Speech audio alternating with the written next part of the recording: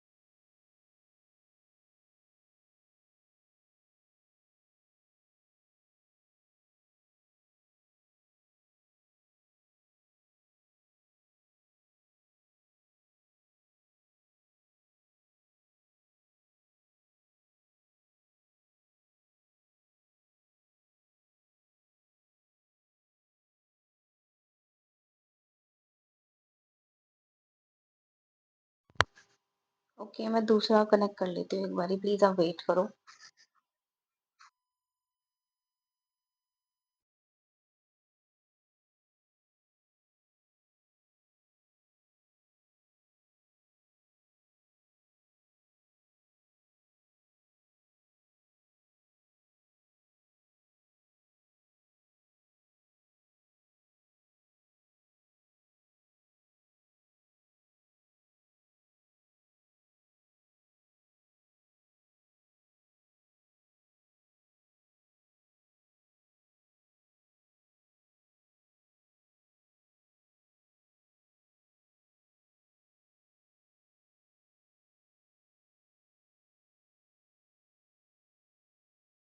हाँ जी, इन सब का मतलब सॉरी फॉर द डिस्टरबेंस, मेरी आवाज नहीं आ रही होगी आपको, मैंने माइक चेंज किया है।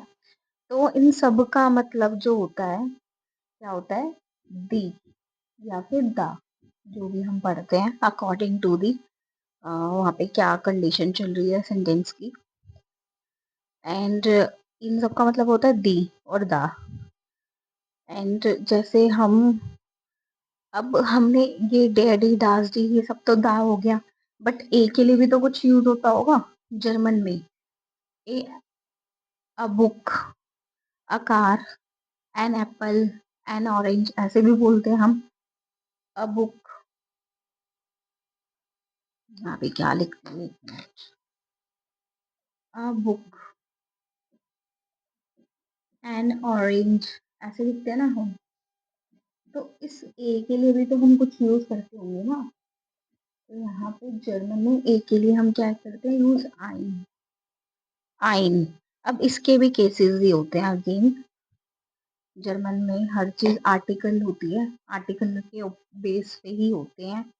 सारी जितने भी ऑब्जेक्ट्स होते हैं सबके हम आर्टिकल लगाते हैं सबके आगे। तो जो ए और एन है ना, इसके लिए हम आइन आर्टिकल लगाते हैं। अब आइन का देखो केस कैसा बनता है। Again, male, female, neutral and plural. ठीक है।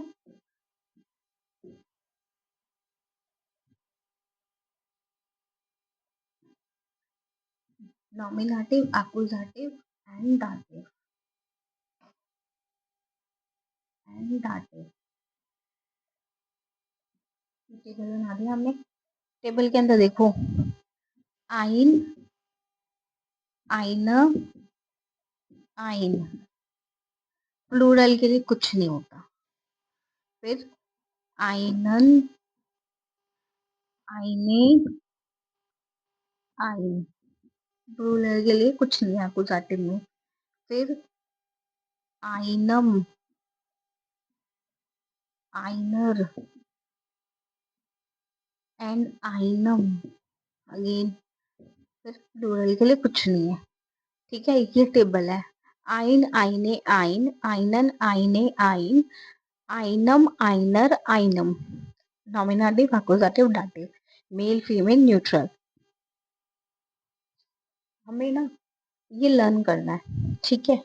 ये दो टेबल लर्न करनी है हमें। डेयर, डी, डास, डी, देन, डी, डास, डी, डेम, डेयर, डेम, देनन, आइन, आइने, आइन, आइनन, आइने, आइन, आइनम, आइनर, आइनम। ये टेबल हमें लर्न होनी चाहिए, ठीक है। आज की क्लास में हम इतना ही करेंगे।